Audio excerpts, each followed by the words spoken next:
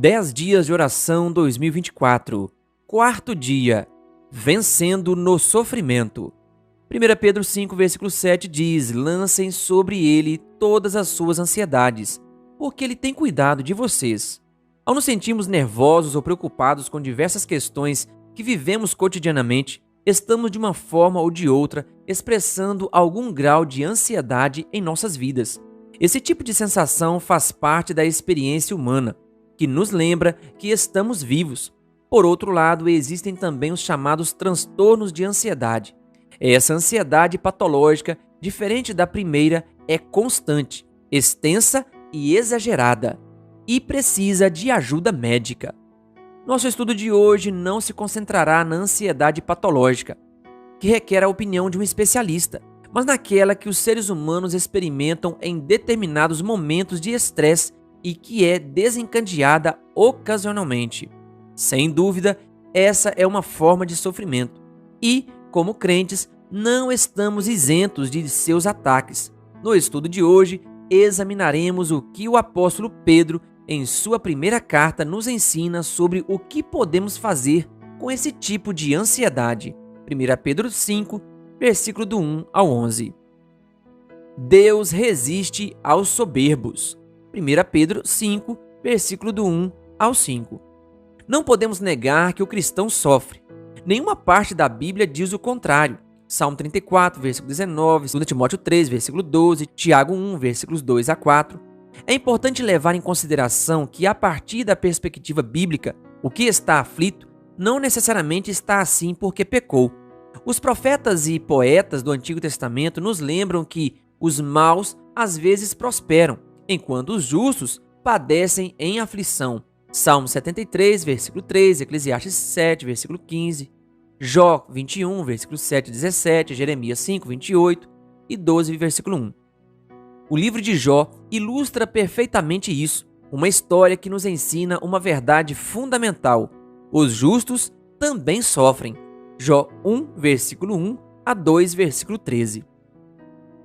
Pedro diz que não podemos nos surpreender com o fogo que surge, como se isso fosse algo estranho. 1 Pedro 4, versículo 12. Pelo contrário, devemos nos alegrar, pois estamos sendo coparticipantes dos sofrimentos de Jesus. 1 Pedro 4, versículo 13. É um privilégio, Pedro disse, sofrer por Cristo. Ao mesmo tempo, é uma vergonha e uma blasfêmia sofrer perseguição por ser homicida e ladrão. 1 Pedro 4, versículos 14 a 15. Por essa razão, se vamos padecer, devemos fazê-lo porque somos cristãos, aceitando a vontade de Deus. 1 Pedro 4, versículo 16 e 19. Depois de dizer isso, Pedro se dirigiu aos anciãos da igreja. 1 Pedro 5, versículo do 1 ao 4, que eram os líderes que cuidavam pastoralmente das regiões do Ponto, Galácia, Capadócia, Ásia e Bitínia. 1 Pedro 1, versículo 1.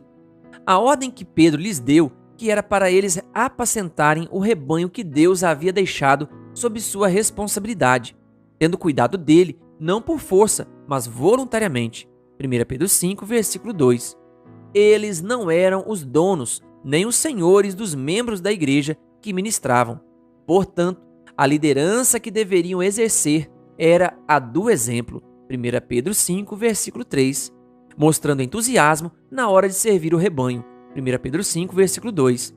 Por causa disso, Pedro os animou a trabalhar, não por uma ganância desonesta, 1 Pedro 5, versículo 2, mas porque um dia eles receberiam a imperecível coroa da glória, das mãos do Supremo Pastor. 1 Pedro 5, versículo 4. Em seguida, Pedro se dirigiu aos jovens, admoestando-os a se submeterem aos anciãos que os estavam liderando.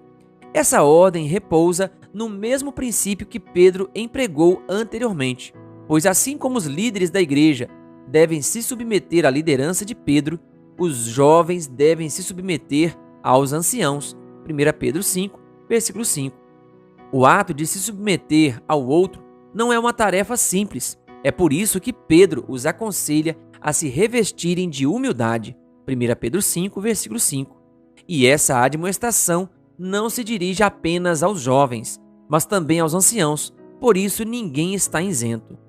A palavra humildade tal como é usada aqui nesta passagem, expressa uma atitude de serviço amoroso, Atos 20, versículo 19, que molda nossa forma de tratar o próximo, Efésios 4, versículo 2. Em essência, o termo descreve uma pessoa que coloca as necessidades e desejos dos outros em primeiro lugar. Um autor que ilustra isso claramente é Paulo, que ordena: nada façam por ambição egoísta ou por vaidade, mas humildemente considerem os outros superiores a si mesmos. Filipenses 2, versículo 3, Nova Versão Internacional. Foi isso que o próprio Jesus fez, que, embora sendo Deus, não considerou que o ser igual a Deus era algo a que devia apegar-se, mas esvaziou-se a si mesmo, vindo a ser servo, tornando-se semelhante aos homens. Filipenses 2, versículos 6 e 7. Em outras palavras, o ato de humilhação que Pedro exige tem como modelo Jesus, que se humilhou tornando-se obediente até a morte, e morte de cruz. Filipenses 2, versículo 8. Pedro ressalta que uma disposição diferente, que se concentra em si mesmo e se esquece do próximo, não é o caminho que o crente deve seguir. 1 Pedro 5, versículo 5. Isso porque Deus resiste aos soberbos. 1 Pedro 5, versículo 5 e Provérbios 3, versículo 34. Uma pessoa soberba é aquela que age de maneira egoísta e vã, independentemente das consequências que tal comportamento acarrete. Em outras palavras, um soberbo quer ter o controle de sua vida, sem sequer respeitar a vontade divina. Como então alguém que age soberbamente poderia sofrer em nome de Cristo? Isso gera um problema, porque aqueles que padecem fazem isso de acordo com a vontade de Deus. 1 Pedro 4, versículo 19. Isso explica por que Deus dá graça aos humildes, que se submeteram à vontade divina a ponto de arriscar suas vidas por Cristo. 1 Pedro 4, versículos 12 e 13. É importante destacar que nossa tendência como seres humanos é assumir o comando de nossas vidas e nos tornar independentes de Deus. A sociedade ocidental na qual vivemos nos ensina e nos motiva a agir dessa maneira. Por outro lado, Pedro nos convida a transitar o caminho contrário, isto é, a ser submissos uns aos outros, para que dessa forma aprendamos acima de tudo a ser obedientes a Deus. A soberba e a ansiedade. 1 Pedro 5, versículos 6 e 7. Tendo em mente tudo o que foi dito anteriormente, Pedro nos convida a nos humilharmos debaixo da poderosa mão de Deus. 1 Pedro 5, versículo 6. Isso significa reconhecer nossa insuficiência e limitações humanas. Não sabemos a razão nem por que sofremos, muito menos sabemos o que acontecerá com nossa vida terrena no futuro. Pensando assim, o ato de se humilhar compreende permitir que Deus dirija a nossa vida e aceitar que o sofrimento que vivemos opere de acordo com sua vontade. Por isso, é essencial destacar que essa disposição submissa que Pedro nos admoesta a seguir não acontece em um vazio existencial, nem se realiza em um contexto sem rumo. A submissão ocorre quando colocamos nossas vidas debaixo da poderosa mão de Deus. 1 Pedro 5, versículo 6. Isso implica crer que a mão daquele que nos criou também tem cuidado de nós. 1 Pedro 5, versículo 7. Por ocasião do Sermão da Montanha, Jesus instruiu sobre o cuidado de que Deus tem com aqueles que o amam. Jesus diz que nós somos mais valiosos que as aves do céu e que os lírios do campo, e ainda assim, Deus os alimenta e os veste. Mateus 6, versículos 25 a 30. Portanto, não fiquemos ansiosos com o que ainda não está acontecendo ou com o alimento que estaria faltando hoje em nossa mesa. Mateus 6, versículo 31 a 34. Jesus diz que devemos buscar primeiro o reino de Deus e a sua justiça, e todas essas coisas nos serão acrescentadas. Mateus 6, versículo 33, adaptado. É nesse contexto que Pedro nos convida a jogar toda a nossa ansiedade na mão poderosa de Deus. 1 Pedro 5, versículo 7. O adjetivo toda ressalta que a ansiedade que cada um experimenta pode ser distinta para cada indivíduo, ou seja, pode assumir diferentes formas. Para alguns, pode ser o trabalho e para outros, os filhos. Tanto faz. pois não importa o que nos aflija, o Senhor está pronto para ouvir, pois Ele se preocupa com o que acontece conosco. 1 Pedro 5, versículo 7. Por essa razão, vale a pena notar que o ato de lançar nossas ansiedades sobre Ele salienta a importância que a oração tem para o crente. O apóstolo Paulo resume perfeitamente isso ao dizer: não fiquem preocupados com coisa alguma, mas em tudo sejam conhecidos diante de Deus os pedidos de vocês, pela oração e pela súplica, com ações de graças. Filipenses 4, versículo 6. Portanto, oremos e falemos a Deus sobre a ansiedade que nos mantém acordados, e em seguida fechemos os olhos, acreditando e confiando no poder de sua mão poderosa. 1 Pedro 5, versículos 6 e 7. O diabo também está ansioso. 1 Pedro 5, versículo 8 a 11. Pedro nos admoesta a praticar o domínio próprio e a vigiar. 1 Pedro 5, versículo 8. Em ambos os casos, o que é necessário é tomar decisões e trabalhar em nossa salvação com temor e tremor, porque Deus é quem efetua em vocês tanto o querer como o realizar, segundo a sua boa vontade. Filipenses 2, versículos 12 e 13. Dessa forma, o crente é chamado a crescer espiritualmente e reconhecer que fazemos parte de um grande conflito cósmico, para o qual é nosso dever estar atentos às ciladas do inimigo. 1 Pedro 5, versículo 9. O diabo, nosso adversário, anda em derredor, como leão que ruge procurando alguém para devorar. 1 Pedro 5, versículo 8. É provável que Pedro tenha em mente as ciladas do diabo como a causa da ansiedade que seus ouvintes estavam experimentando. Como notamos anteriormente, Pedro instruiu os membros da igreja a padecer em nome de Cristo, aceitando o sofrimento como parte da vontade de Deus. 1 Pedro 4, versículo 12 a 19. Essa associação entre Satanás e a perseguição compreende entender que às vezes Deus permite que o diabo atue em momentos específicos de nossas vidas. Jó 1, versículo 1 a 2, versículo 13 e Apocalipse 2, 10. Entretanto, Deus não permite o sofrimento de seus filhos porque tem prazer nisso. Deus nem mesmo tem prazer na morte de um pecador, esperando, em vez disso, que o pecador se converta e viva. Ezequiel 18, versículo 31. Isso quer dizer que Deus não é um masoquista que sente prazer ao ver uma pessoa sofrendo. O causador do sofrimento e do mal que vivemos não é Deus. Tiago 1, versículo 3 a 15. Mas o diabo, a serpente do Éden. Gênesis 3, versículo do 1 ao 7 e 4, do 1 ao 8. E é o inimigo, não Deus, que anda como um leão rugindo em busca de presas, com o propósito de destruí-las. 1 Pedro 5, versículo 8. Ao contrário do diabo, Deus nos ama a ponto de enviar seu Filho unigênito ao mundo, como propiciação pelos nossos pecados. 1 João 4, versículo 10. Jamais nos esqueçamos disso. O propósito do sofrimento, quando o entendemos sob a perspectiva bíblica, consiste em reconhecer que Deus nos permite experimentá-lo, porque Ele deseja nos ensinar alguma coisa. Tiago 1, versículos 2 a 4. Pedro diz que nossa fé é semelhante ao ouro. 1 Pedro 1, versículo 7. E assim como o ouro deve passar pelo fogo para saber se é autêntico ou não, a fé, depois de passar pela prova da aflição, resultará em louvor, glória e honra quando Jesus Cristo for revelado.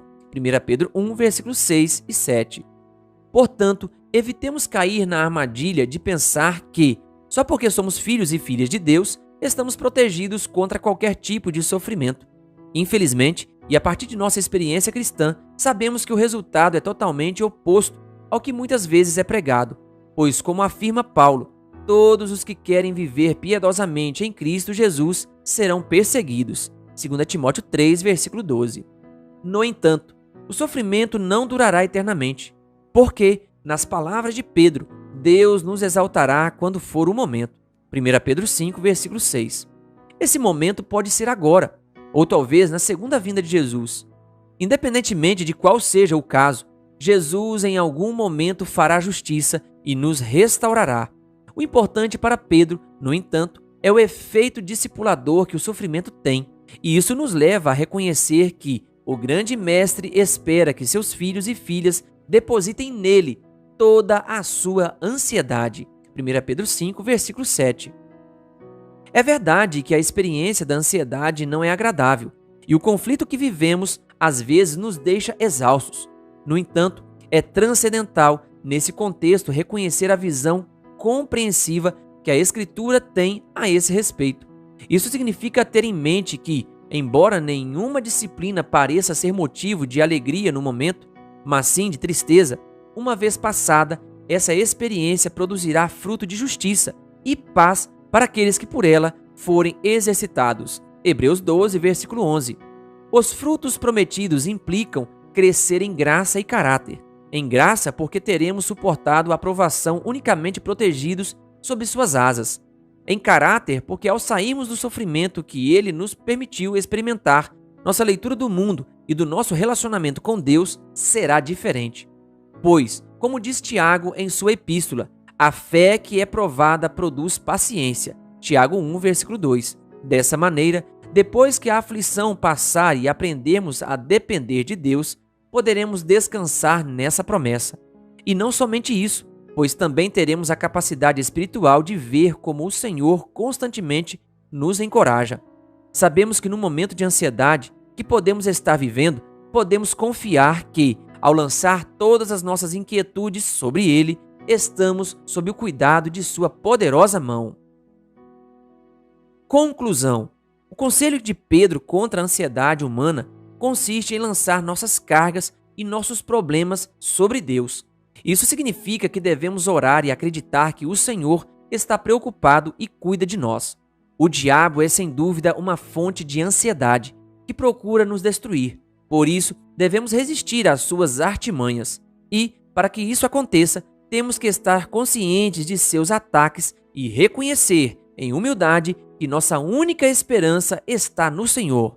Bem, não nos esqueçamos, Deus se opõe aos orgulhosos, mas concede graça aos humildes. 1 Pedro 5, versículo 5. Convite, oremos para reconhecer que, sem o Senhor, nada somos. Em um ato de humildade e deixando de lado o orgulho, oremos para abandonar nossas tendências de superioridade e independência. Ao lançar nossa ansiedade sobre Deus, estamos nos submetendo à sua vontade, proclamando publicamente que Ele é nosso Deus e que confiamos apenas nele. Por isso, creiamos e acreditemos que o propósito de nosso sofrimento tem o objetivo de transformar nosso caráter. Querido ouvinte, que Deus lhe abençoe. Se você ainda não é inscrito no canal O Bom da Bíblia no YouTube, se inscreva e ative o sininho das notificações. Canal O Bom da Bíblia, compartilhando a Palavra de Deus.